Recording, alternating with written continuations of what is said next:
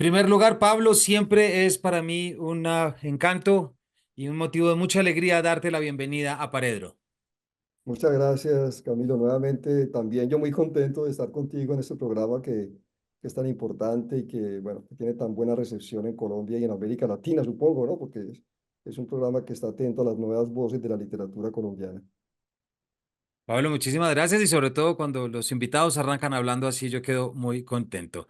Hoy vamos a estar hablando, Pablo, sobre tu último libro, tu última novela, Marco Aurelio y los límites del imperio, una novela que te decía ahorita, a mí me obligó a ir a la fuente y he estado las últimas semanas leyendo las meditaciones o en esta edición los pensamientos de Marco Aurelio, muy con muchas ganas de preguntarte muchas cosas sobre lo que supone uno reencontrarse, en mi caso, o encontrarse por primera vez, o comulgar, como te ocurrió a ti con Marco Aurelio para esta novela. Pero para poder llegar allí, tú sabes que hay dos anécdotas que la audiencia seguramente ha escuchado, pero yo quiero volver a traer, que tengo siempre que pienso en tu obra. La primera es cuando en una entrevista me contaste que una vez en una playa del Chocó, imaginaste la llegada de Virgilio con su manuscrito a Brindisi, por ejemplo, y es otro momento en el que yo pude viajar con mis hijos y por la familia en la Florida y que desde allí te mandé una foto de un fuerte porque tenía en la mano el tríptico de la infamia y tú me contestaste por mail, qué rico que pudiste viajar en físico a donde yo únicamente he podido viajar con la imaginación. Quisiera arrancar, Pablo, por ahí. ¿Cómo funcionó tu imaginación lectora, tu curiosidad y tus viajes de la imaginación o no, para luego de una novela tan importante como es La Sombra de Orión? Sobre eso estaremos hablando ahorita, pero luego de esa comuna, haber terminado con Marco Aurelio. Sí, es un cambio aparentemente radical, ¿no? Pasar de la Comuna 13 a las meditaciones de Marco Aurelio, a la escombrera de la Comuna 13 a este libro tan importante, pues, de este emperador estoico. Mira, cuando yo escribí Lejos de Roma, yo no había viajado, no había ido a Roma nunca. Lo mismo pasó con Tríptico de la Infamia, que tampoco fui allá a la Florida, donde pasa una buena parte de la primera parte de esta novela. Pero cuando comencé a escribir Marco Aurelio y los límites del imperio, ya sí había ido a Roma, había tenido como un conocimiento más o menos cercano de ciertos lugares por donde estuvo Marco Aurelio. O sea que ya tenía como una buena relación con el paisaje al menos. Recuerdo el viaje que hice a Estambul, que es la antigua Bizancio, ¿no? Por donde Marco Aurelio pasa, y en la novela hay un espacio muy importante que ocupa Bizancio. La Bizancio de Marco Aurelio es la Estambul mía, de algún modo, ¿no? Entonces, sin embargo, lo que precipita la escritura de la novela sobre Marco Aurelio es la experiencia de la pandemia.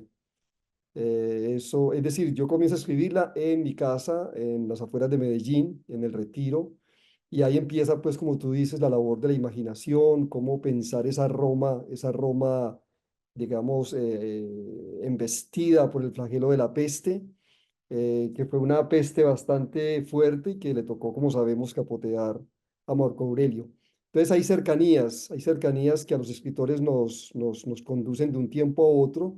En este caso mío fue la experiencia del coronavirus, ¿no? Que es una pandemia planetaria, pero la que le tocó capotear a Marco Aurelio fue una pandemia europea, no, inclusive en europea, también abarcó el norte de África, lo que hoy es el Asia Menor, bueno, Gran Bretaña, gran parte, pues, o una buena parte del imperio de aquel entonces, que era el gran imperio del siglo II. Ahora, la pregunta, Camilo, de cómo, por qué paso de un tema tan local como es la sombra de Orión a un tema tan, entre comillas, universal como es el Marco Aurelio Límite del Imperio, yo creo que tiene que ver un poco con la idea o la sensación que yo tenía cuando acabé de terminar La Sombra de Orión, de haber terminado un ciclo narrativo de mi obra, quiero decir, esa que se ocupa de la violencia en Medellín, de la violencia en Colombia. Entonces, te confieso que la escritura de La Sombra de Orión me dejó bastante extenuado. No la escritura, sino la experiencia de escribir sobre este tema tan difícil y tan doloroso que es la desaparición forzada.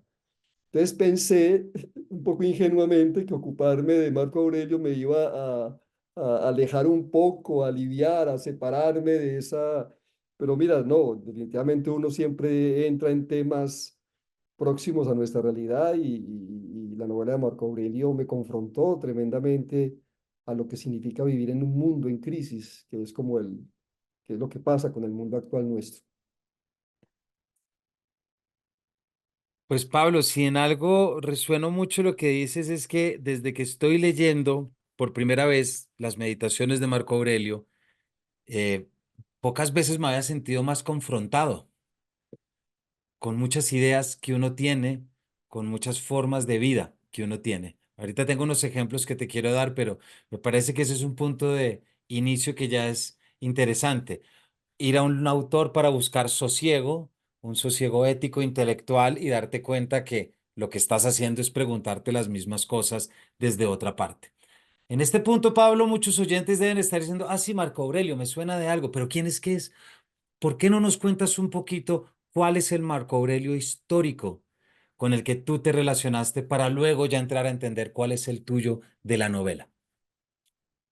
Bueno, este emperador sobresale porque es, según la historia, el primer emperador filósofo que hubo en la historia de de la antigüedad.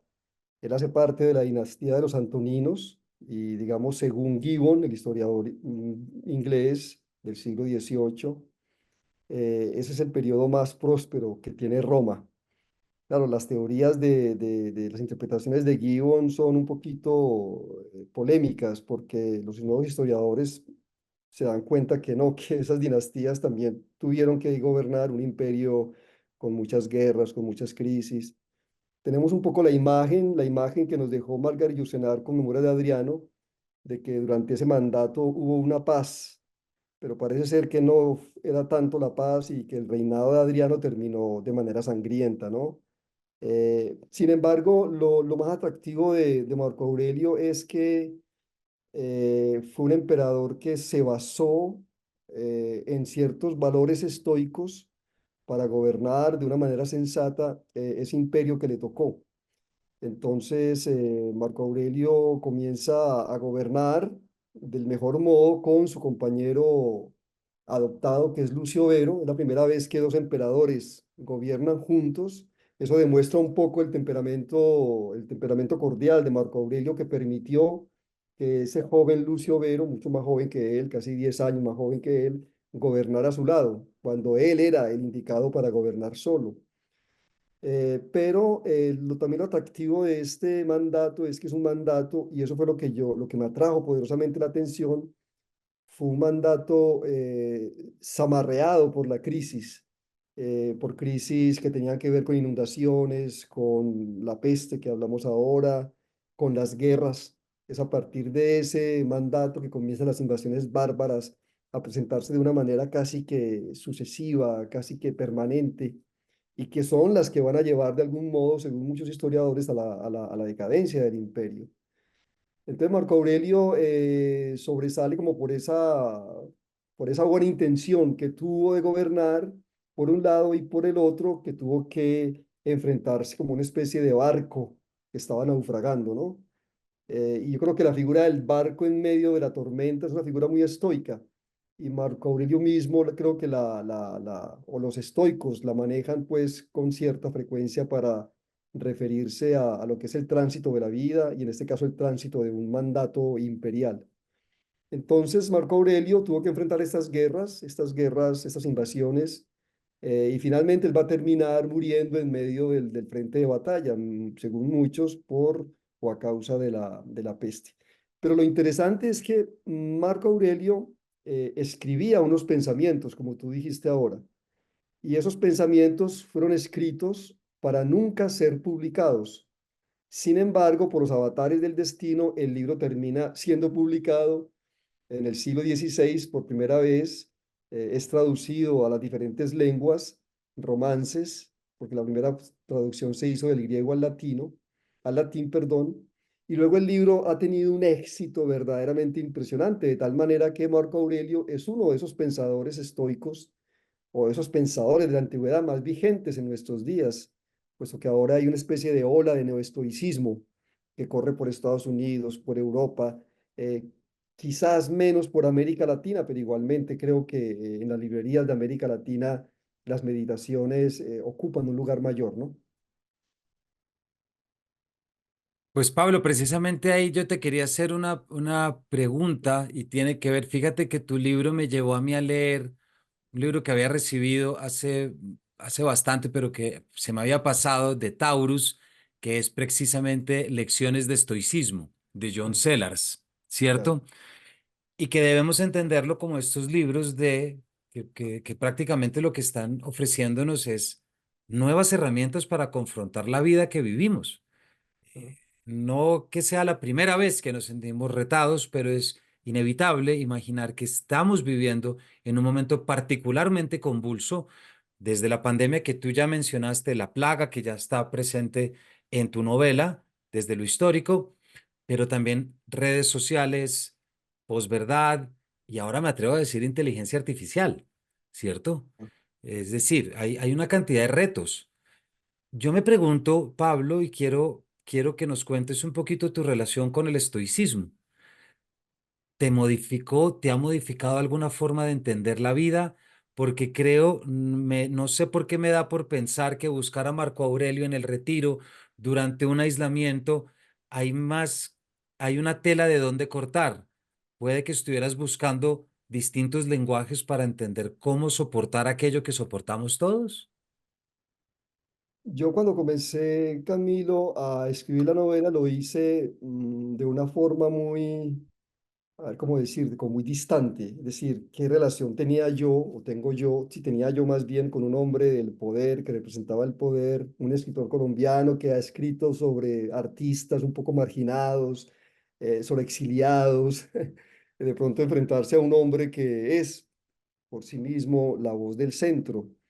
Entonces me parecía como muy ajeno eso, como que no me metía bien en el personaje. Sin embargo, acomodándome a esta pesquisa, me di cuenta que la novela mía debía enunciarse desde una periferia. Y en efecto, Marco Aurelio, o mi Marco Aurelio, está escribiendo sus memorias, digámoslo así, desde la frontera del imperio, desde los límites del imperio. O sea que el límite en mi novela es, por un lado, marca ese espacio fronterizo, esa especie de no Island, ¿no? Es un lugar extraño de todas maneras desde el cual Marco Aurelio va pronunciándose. Pero claro, yo también comencé a leer sobre estoicismo y sentía que ahí habían unos pensamientos muy interesantes, pero no sé hasta qué punto en un principio yo me sentía identificado con ellos. Sí, hay algunas ideas de la fugacidad de la vida, digamos, algunas definiciones que me parecían muy simpáticas frente a lo que es, por ejemplo, la cópula. La cópula, recuerdo que Marvelio dice en Meditaciones, la cópula no es más que un conjunto de espasmos acompañados por un moquillo. Esas cosas me parecían maravillosas y hay unas definiciones de la compasión, del dolor, de lo que significa recordar a los muertos, que me parecían muy actuales y muy certeras. Pero no, te confieso que yo no me sentía estoico, nunca me sentí estoico hasta que me pasó algo muy tremendo durante la escritura de la novela. Yo estaba escribiendo Viaje a Oriente, el capítulo de Viaje a Oriente, cuando me enfermé.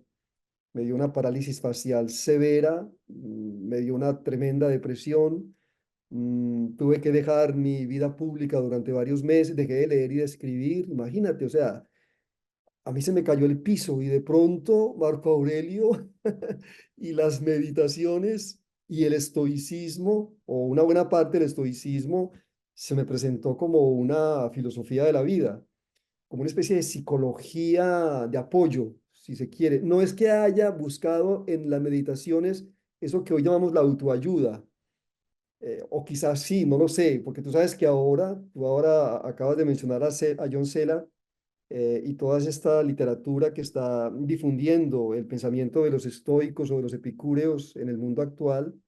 Y lo que hace Sela me parece muy interesante porque él es un especialista en el asunto y transmite todo ese pensamiento de una manera muy transparente, muy cristalina, muy para todo el mundo, ¿no?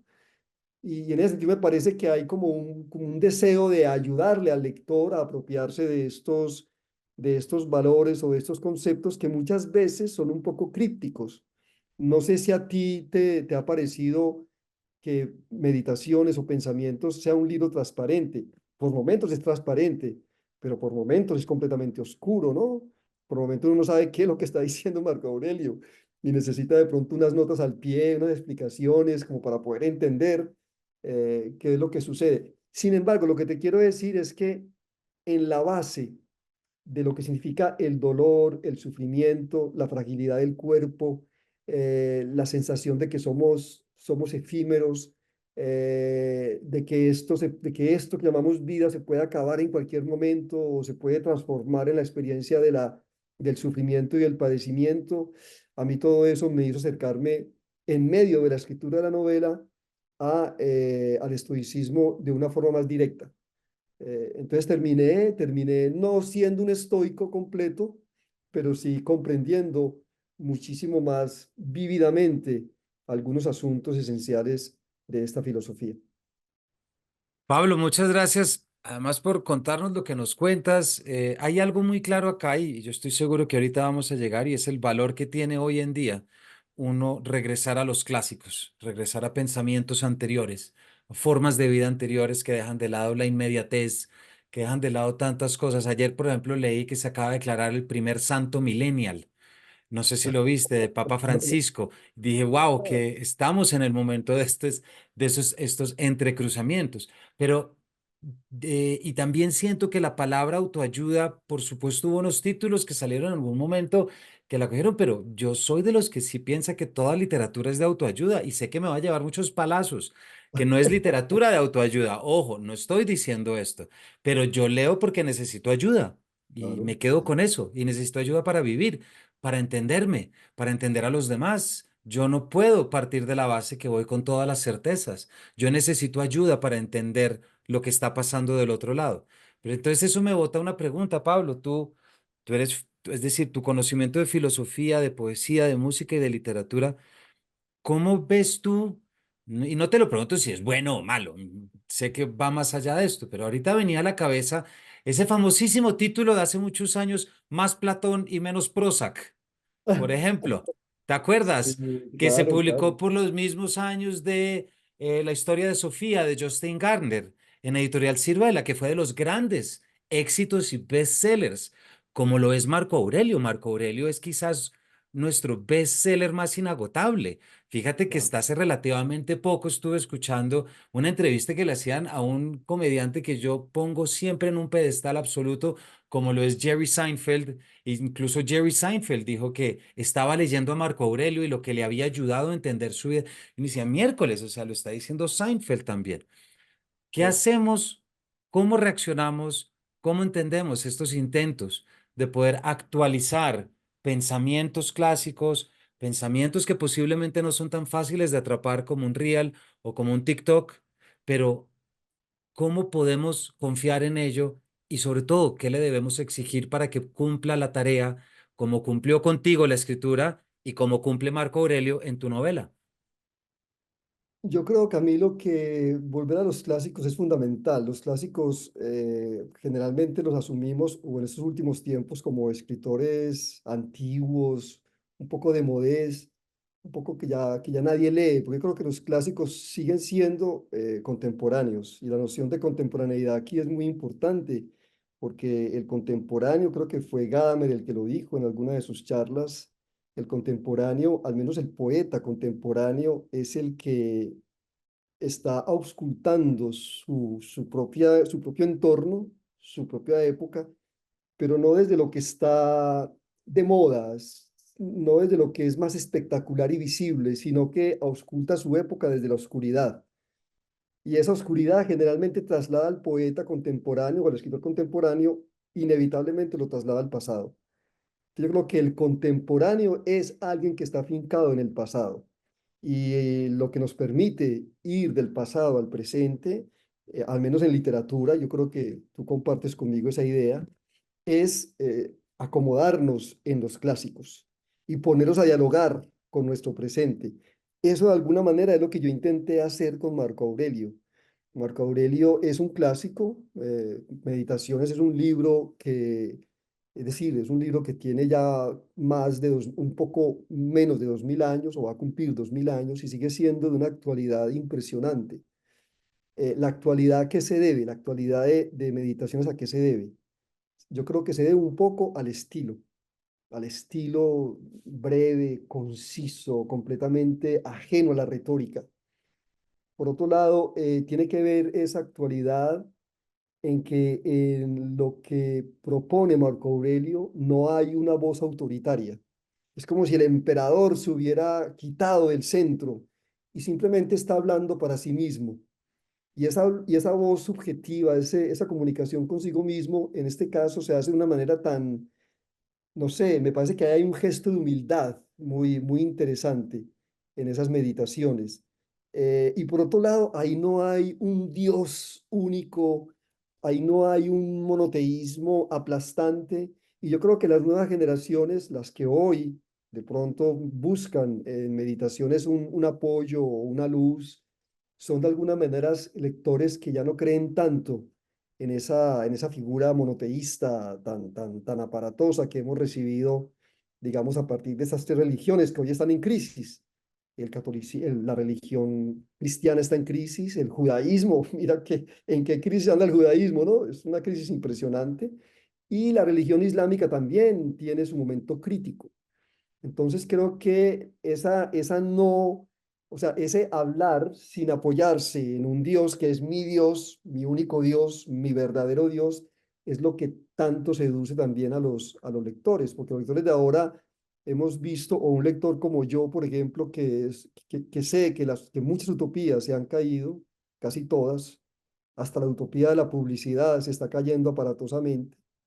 Yo creo que ese encontrar en meditaciones un camino a seguir, un camino que no es exigido, que no es obligado, que simplemente se plantea en ciertas de sus cláusulas, es lo que me parece que le da también, digamos, una persistencia a ese libro.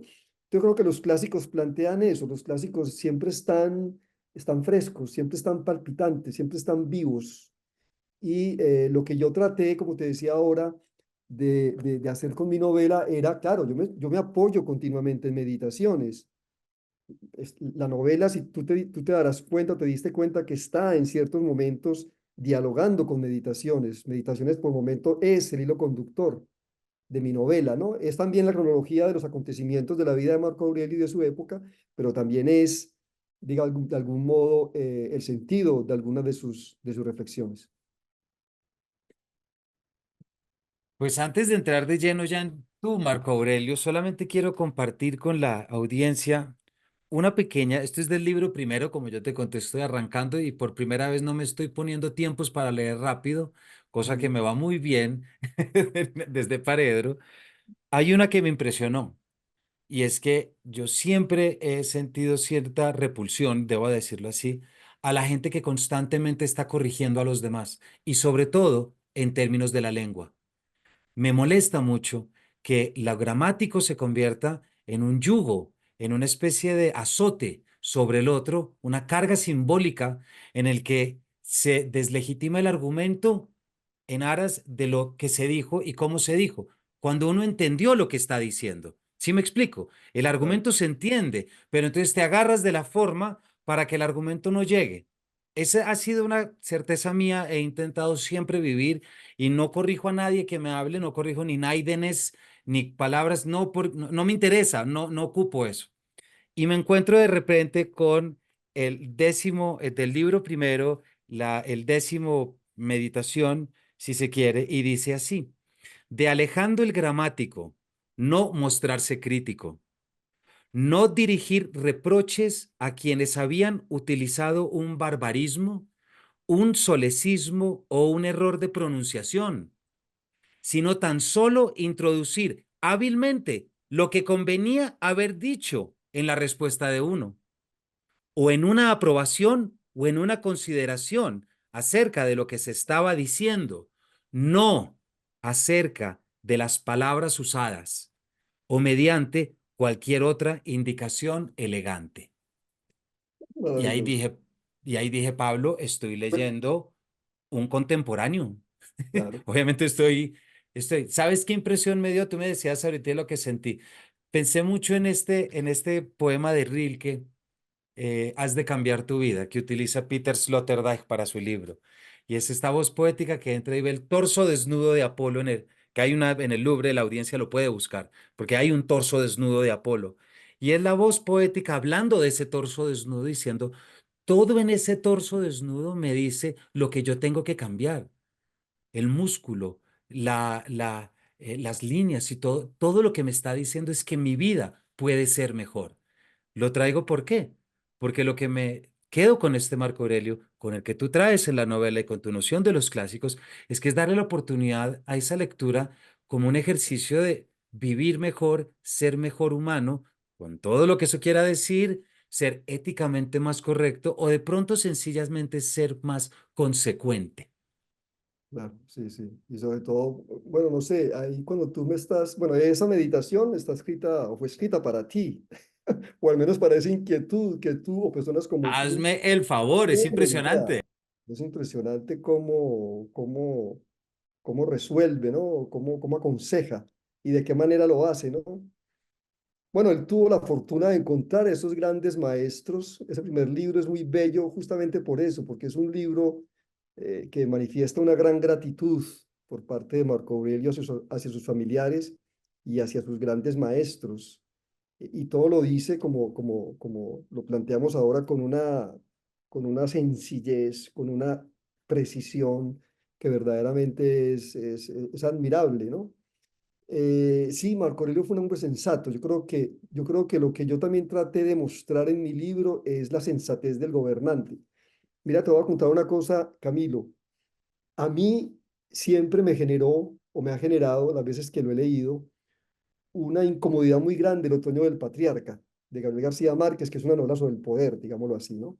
Porque ese poderoso de García Márquez es un ser inmoral, es un ser es un ser sin ética, o sea, es un malvado en todo el sentido de la palabra. O sea, si no fuera por esa pirotecnia verbal de García Márquez y por esa forma en que él pues cuenta todo ese mundo, toda esa apoteosis del realismo mágico, ese libro sería un libro horrible, horrible de todo punto de vista, o al menos desde el punto de vista de lo moral y de la ética. Claro, ese es el hombre que le tocó o el hombre que vio García Márquez en el poder, ¿no? Y sobre todo cuando estuvo viviendo la experiencia de la dictadura militar en Venezuela.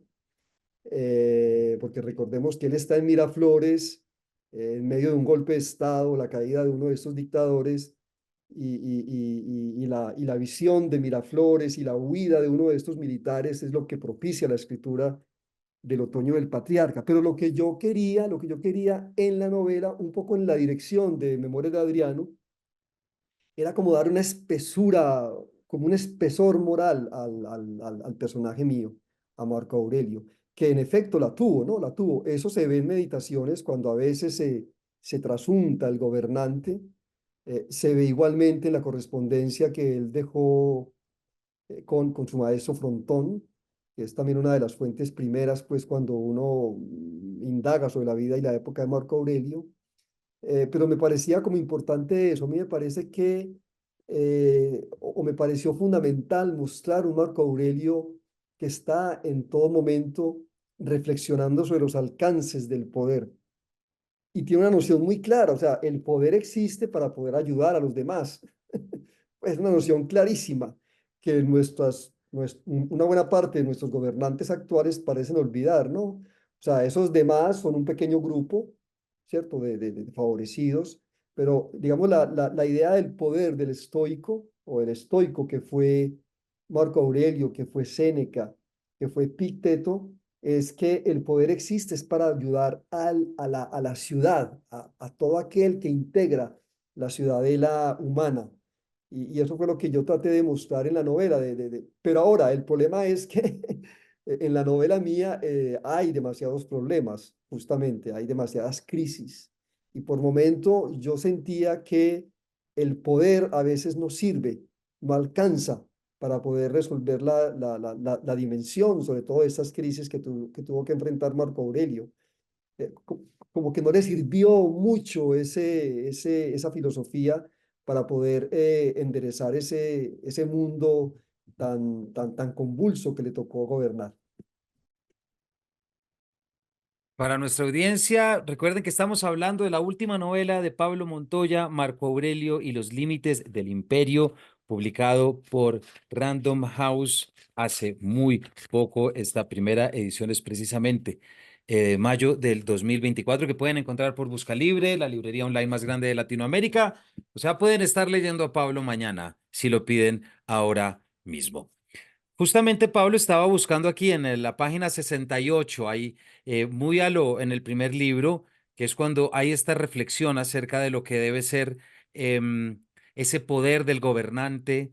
Ese momento en mis primeros textos imitaron el impulso épico de Ennio y los hexámetros de Lucrecio, rústico que notó en mi pericia en estos aprendizajes y con qué rapidez memorizaba todo, me previno de los alardes de la lengua y de los refinamientos cortesanos y no solo frente a los que suscitan el estatuto de la nobleza, sino contra aquellos aún más peligrosos que provocan el aplauso y el ditirambo. Le hace el populismo perfectamente, ¿cierto, Pablo? Cultivar la inteligencia para él no era ejercer el artificio y la acrobacia, sino el respeto y la humildad.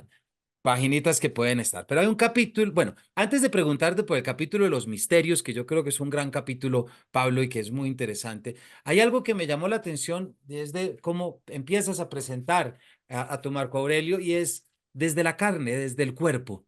Hay muchas referencias desde el inicio porque no podemos olvidar que hay una plaga de por medio, que hay también un COVID en la mente del autor que lo está escribiendo, es decir, tú en el retiro, pero me pareció sentir cierto diálogo o tensión entre ese gran contraste que siempre va a estar inconcluso entre el cuerpo y la mente, entre la idea y el cuerpo que se pudre. Sí, yo creo que, a ver, la novela tiene un deseo muy grande de corporeizar a Marco Aurelio. Porque mira, Camilo, Marco Aurelio ha sido de algún modo, por el impacto que ha producido su figura en el cristianismo y por el impacto que ha producido su filosofía en las generaciones posteriores a él, es un personaje que se ha sacralizado. Y esa sacralización de Marco Aurelio ha consistido en despojarlo de sentidos, en despojarlo de sensualidad. Y yo lo que hice fue al contrario, o sea, casi todos los Marco Aurelios que yo leí en la literatura, quiero decir, eran personajes de algún modo sometidos a esta tradición que ha propuesto el estoicismo, ¿no? Prácticamente Marco Aurelio ha sido y es un santo, un santo, eso. Entonces, no, yo dije, no, no quiero meterme en ese cuento, no quiero montarme en ese bus, yo quiero materializar a Marco Aurelio, corporeizarlo. Y yo creo que la literatura permite eso. Yo le preguntaba justamente a Jorge Cano, que es el traductor, el último traductor de Meditaciones, publicado justamente por Trota.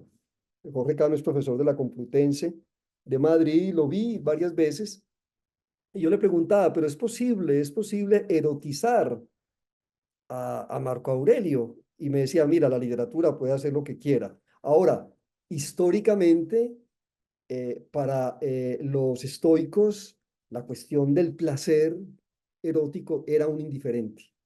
O sea, el sexo para ellos tenía una finalidad procreativa y punto. Ahora, hay una intimidad, esa intimidad la conocemos, se conoce, se ha contado, no, esa intimidad, salvo los pasajes que hay en la correspondencia con Frontón eh, y esos pequeños atisbos que hay en el primer libro de meditaciones que tienen que ver con su familia y sus maestros, en la vida de Marco Aurelio no hay intimidad, digámoslo así, o es muy poco lo que hay.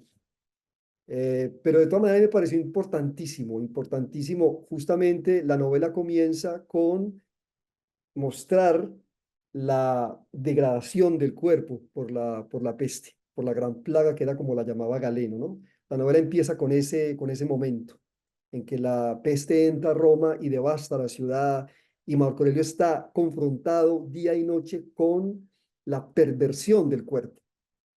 Y luego viene, por supuesto, su educación sensual, a la que yo le doy mucho espacio, pero ese Marco Aurelio es un Marco Aurelio mío, Camilo, es completamente subjetivo. Yo no sé si Marco Aurelio fue así. Yo acudí a la imagen del hombre solar es estos momentos en que Marco Aurelio se entra en contacto con la luz, es porque tú sabes que el principal dios de los romanos es Júpiter, y Júpiter es el sol, Júpiter es la luz, Júpiter es, es la gran deidad organizadora. Entonces, un poco por ese tipo de situaciones fue que yo comencé a pensar en que era posible relacionar a Marco Aurelio con la cuestión sensual de la luz, que ocupa un lugar importantísimo en mi novela. E igualmente la erotización de Marco Aurelio, su intimidad, su relación familiar, la relación con sus hijas, la relación con su esposa. Porque tú sabes que hay un Marco Aurelio histórico en la que es un cornudo, ¿cierto? Marco Aurelio tuvo una mujer que era una especie de ninfómana que le puso los cuernos con medio circo, de algún modo. Y el Marco Aurelio, pues, se hizo el bobo, ¿no? Se hizo el tonto y nunca le hizo caso a esa mujer y tú consultas la historia de Faustina y miras qué fue lo que pasó durante esos, digamos, esos, qué sé yo, 30 años de vida marital, y tú te das cuenta que lo que ella fue una mujer que estuvo a su lado, que le dio 14 hijos o 13, que estuvo siempre en embarazo, pariendo, bueno, es decir, ¿a qué horas podía serle infiel y además con tantos gladiadores y tantos marineros? Entonces me parece que hay una misoginia histórica que simplemente se ha ensañado con Faustina porque fue la mamá de Cómodo, el emperador malo, o uno de los emperadores malos del Imperio Romano. Entonces yo me separo como de esa tradición, digámoslo así, y trato de mostrar otra faceta distinta y yo creo que volver íntimo o visibilizar la intimidad de Marco Aurelio es una de las apuestas a las que yo le juego a mi novela, ¿no? Y por último está el asunto, pues claro, de su concubina, ¿cierto? Porque la historia augusta en algún momento dice que Marco Aurelio, cuando murió Faustina, escogió entre el grupo de sus libertos una concubina. Dice solamente eso, no dice cómo se llamaba, de dónde era. Hay un vacío completamente y esos vacíos son maravillosos para el escritor. Entonces yo decidí darle una carnalidad, una envergadura mucho más poderosa a este personaje que en la historia es simplemente un par de líneas, ¿no? Que es la concubina. Y ahí es cuando yo muestro nuevamente a un emperador que tiene una experiencia de tipo otoñal con la sensibilidad amorosa, ¿no? Y bueno, no sé qué pasará, pero creo que con ciertos lectores que quieren ajustarse o acomodarse mejor a la imagen de ese emperador estoico, frío, sereno, ajeno a la sensación y al placer, ¿qué pensará ese tipo de lector que quiere o que siempre espera de alguna novela sobre Marco Aurelio una figuración así? Yo, te repito, me separé de ese camino para darle un espacio más cercano a lo que yo quería hacer con Marco Aurelio. Leo precisamente, Pablo, de la página 105. La piel de Faustina, con un olor que evocaba el de las floraciones, se me hizo lo más indispensable en esos años. Al recorrerla con mis manos, mi tacto se volvió más sabio y mis ojos contemplaron recodos nunca vistos de un cuerpo. A mí me gustaba verla adormecida después del goce, sus ojos entrecerrados y las piernas recogidas en las sábanas, su espalda esculpida por ondulaciones suaves. Había momentos en que las zonas próximas a la cintura se cubrían por una línea de sombra que la hacía más misteriosa y ancha, pero de algún flanco entraba una luz que barría esa oscuridad peregrina y tornaba visibles los poros de Faustina. Yo los veía absorto y no sabía qué me era más grato, si contemplar ese pequeño resplandor o rozarlo con mis dedos. Creo que ese párrafo resume, Pablo, muy bien mucho de lo que nos acabas de decir. Y me quedo Exactamente. con la palabrita que ya le designa eh, a Faustina tu Marco Aurelio, que es el del misterio. Para ese capítulo de los misterios, que yo creo que es un capítulo muy potente, en el que también te exigió, obviamente, un conocimiento, pero una narrativa y una convergencia de sensibilidades muy importante, ¿no? ¿Por qué no nos cuentas un poquito, Pablo? Ese capítulo también es una apuesta muy riesgosa que yo hago en esta aproximación a Marco Aurelio, porque Bueno, históricamente Marco Aurelio se inició en esos misterios del Eleusis. Muchos emperadores iniciaron. Ahora, ¿cómo era ese rito iniciático, Camilo? Eso es lo que yo entonces traté de averiguar. Entonces hubo ya las indagaciones respectivas. Recuerdo que me aproximé a Mircea Eliade, que tiene en su historia de religiones, evidentemente habla de estos misterios, de otros historiadores que frecuenté, pero bueno, hay un grupo que es Albert Hoffman, este famoso químico suizo, que es el creador de la molécula del LSD en nuestro siglo XX, y un grupo de investigadores especialistas en la antigüedad y en ritos iniciáticos, justamente, no solamente la antigüedad, sino también ritos que se hacen en las culturas chamánicas indígenas mexicanas. Y empecé como a darme cuenta que en esos ritos del Eleusis, que eran ritos paganos, que eran ritos donde se, se, se establecía un contacto con la diosa tierra, con las potentes energías de la tierra, digámoslo así, energías que vinculaban a los iniciados con el nacimiento y con la muerte. Me di cuenta que en esos ritos se consumía una sustancia, que es el famoso hongo del centeno. Y el hongo del centeno tiene la molécula del LSD, que ese es el gran descubrimiento o la apuesta interpretativa que hace Hoffman y su equipo. Claro, la investigación de Hoffman y la propuesta de Hoffman para muchos es una cosa medio escandalosa, pero creo que es posible porque esos misterios durante mucho tiempo permanecieron en el mayor secreto, lo que sucedía al interior de los ritos. ¿Por qué? Porque había un trance y una comunicación con la divinidad, y según el pensamiento antiguo, eso había que preservarlo. Luego vino el cristianismo y el cristianismo simplemente digamos, prohibió esos ritos, los cerró, y eso entró en un silencio de muchos siglos, hasta que, repito, en el siglo XX se volvió como o se volvió, no, se abrió por primera vez esa línea interpretativa. Entonces, lo que yo hago en este capítulo que se llama Los Misterios es, bueno, describir cómo supuestamente era esa peregrinación al templo de Eleusis, y luego describir el trance que vive Marco Aurelio, que es un trance que lo comunica, repito, con el nacimiento y con la muerte. Yo creo que la novela en ese sentido, Camilo, la novela mía es un largo monólogo sobre ese asunto de la muerte, ¿no? Sí, está el poder, que es muy importante, está el erotismo y el amor, pero finalmente lo que está primando a toda hora es cómo comportarse ante la muerte, ¿cierto? Y yo creo que la experiencia de la muerte en ese capítulo es muy importante, pero es importante en el sentido en que comunica Marco Aurelio con el nacimiento, y además lo vincula con una especie como de razón cósmica, que es en la que creían los estoicos, de algún modo, ¿no? Ahora, muchos dirán, pero es imposible relacionar el estoicismo con las prácticas chamánicas. Y hay algunos intérpretes que consideran eso. Pierre Hadot, que es uno de los grandes especialistas en Marco Aurelio, el francés, que murió hace poco relativamente, y que tiene unos trabajos excelentes sobre el estoicismo, que yo también consulté. Él se negaba a creer que en la razón estoica hubiese un vínculo con las prácticas chamánicas de la antigüedad, quiero decir, ¿no? Y yo creo que sí, que es posible establecer ese vínculo. No me parece para nada escandaloso y fortuito. Lo que pasa es que Pierado, como era tan racionalista, como era tan francés, de algún modo se escandalizaba frente a eso, porque es que la práctica chamánica para ellos es una práctica irracional.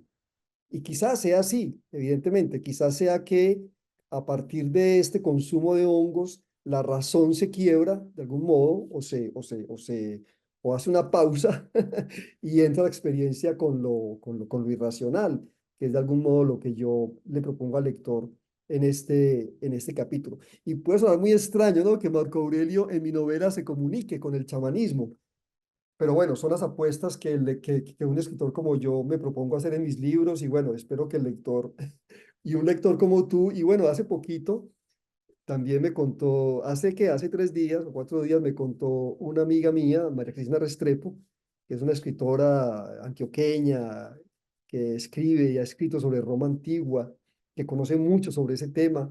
Me dijo que le había parecido ese capítulo verdaderamente impresionante, ¿no? Entonces, veo que coincide mucho contigo, Camilo, esa apreciación de María Cristina.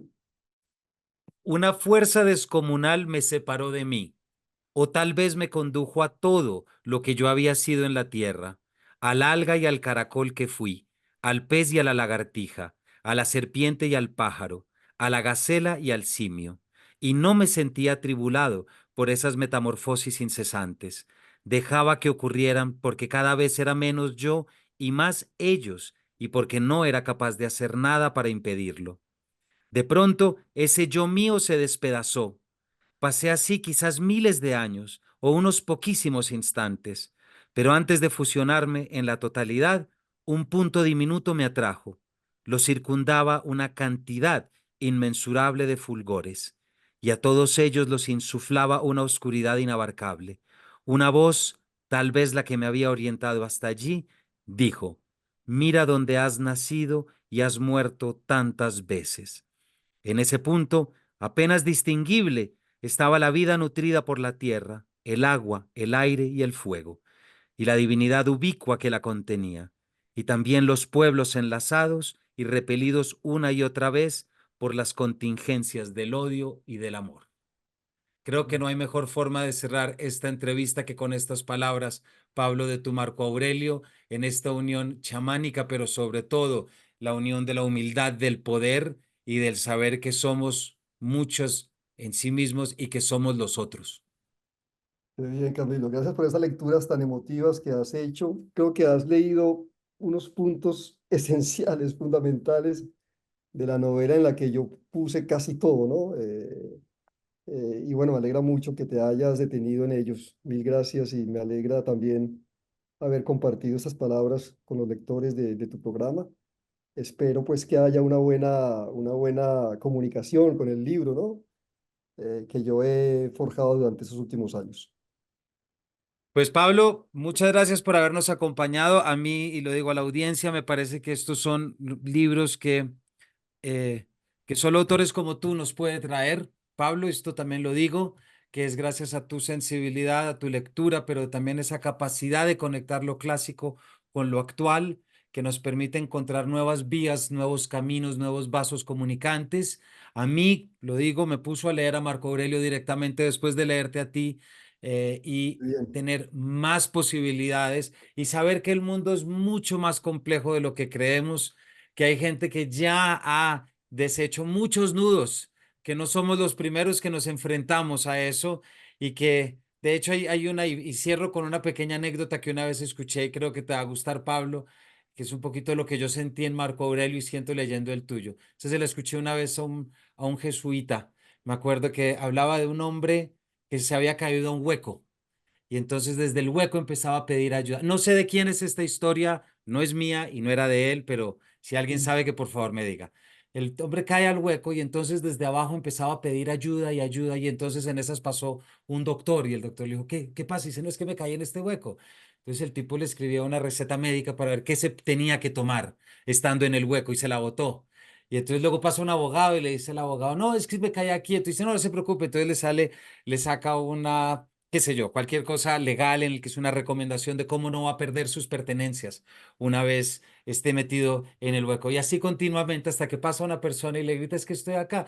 Y el tipo o la persona, mujer, hombre, no, para efectos no importa, el personaje se asoma para escucharlo mejor y el de abajo le dice, no, es que me caí. Dice, no, no, no, espere. Y entonces el de arriba, Pablo, se bota al hueco. Y le dice, no, no, no, es que yo lo que necesitaba era ayuda para salir de acá. Y el otro le dice, no, no te preocupes, es que yo ya he estado acá. claro.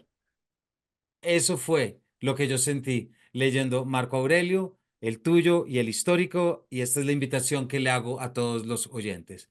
Claro. Él ya estuvo ahí, a donde nosotros hemos llegado, y eso es motivo suficiente para recomendar mucho esta novela y para agradecerte, Pablo, por acercarnos a estos campos. Así que muchísimas gracias por habernos acompañado. Gracias a ti, Camilo, y un gran saludo a todos tus oyentes. A todos ustedes, No olviden Marco Aurelio y los límites del imperio de Pablo Montoya, que sea su próxima lectura y nos vemos en una próxima edición de este Paredro.